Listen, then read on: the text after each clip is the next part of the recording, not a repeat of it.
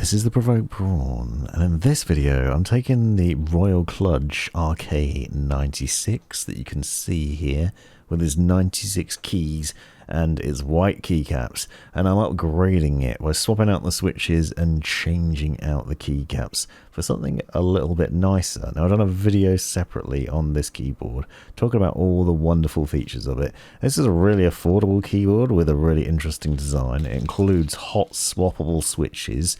It also has Bluetooth 5.0, 2.4 GHz wireless, USB pass-through.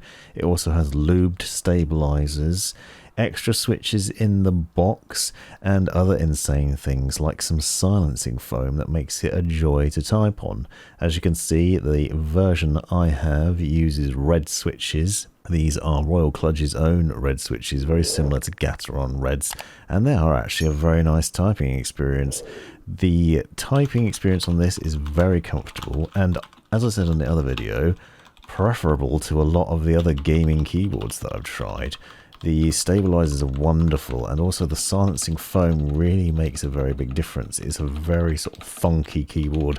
It doesn't have a lot of that horrible ping or the scratchiness that you usually get from standard cheaper stabilizers, and it's really well lubed out of the factory. Now, this is a surprising setup considering the money, because this is a very affordable keyboard that doesn't cost the earth. You obviously also have the option to upgrade it, so that's what I'm doing now. With a little bit of video magic, I'm getting rid of the keycaps that come as standard to reveal those red switches underneath. Apologies for some of the blinking lights in this video, but I left the keyboard on while I was adjusting it and threw on some Gateron yellow key switches. Now, these are linear key switches. They're not lubed. I could have lubed them to make it even nicer, but I chose not to. Now, I'm also using these lava keycaps, which, as you can see, are also very nice, and they really change the look and feel of this keyboard by delivering a lot nicer contrasting colours with really funky accents. Now, I'm going to leave links in the description to both the keycaps and the keyboard, so you can check those out, as well as the switches too, if you're interested. And I'm going to do a sound test in a minute to compare between the two.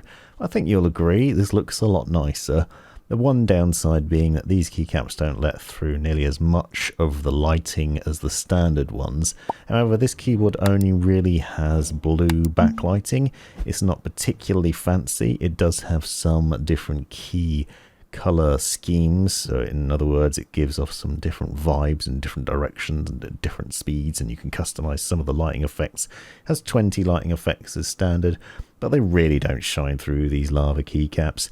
They just have a really dull sort of outer lining around the keycaps. I'm not bothered by that lighting. I think actually the keyboard looks a lot better for these keycaps than it does with the standard ones. The only downside is now you also can't see the secondary layer of actions that are obviously there on the standard keycaps, because there are a lot of actions that you can get to by pressing the function key, but you can see that you still have the media playback wheel and volume muting button, and there's also media playback keys buried in the end of the function row. And the keen-eyed viewer may spot there is one small mistake in the keyboard setup with the keycaps that I've installed, and I'll let you leave that comment in the description to see if you got it. And now I'm going to leave you with a sound test to show you the difference between the switches and the keycaps. This has been the Provoked Prawn. Thanks for watching.